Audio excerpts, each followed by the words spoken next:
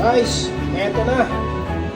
Pakulo muna tayo ng gata. Pagkagata, pagkulog ng gata, ilagay na yung ricado, sibuyas, bawang.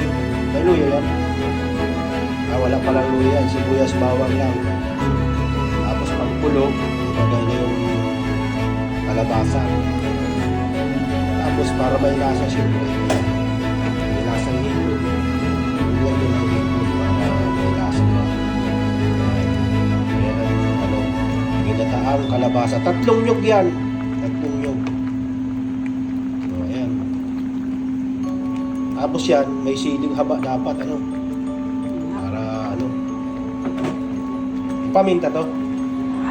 Wala palang paminta, guys.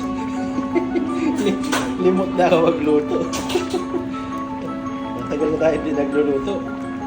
Ayan. Ito naman itong katabi. May katabi. Parang hinuhuy-huy ako nitong katabi. Ayan. Ano yan? Bangus. Bangus to. Hindi makikita, manok yan. Daw. Manok daw may nagsabi. May hitawan. Yan. Daw. Talaga naman. Nambulaga pa yung manok eh. Bulaga daw. Parang ikarong manok yata.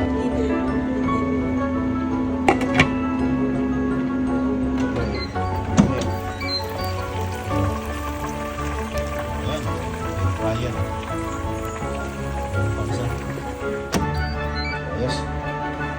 Kain tayo mamaya guys. Salamat. Morning guys.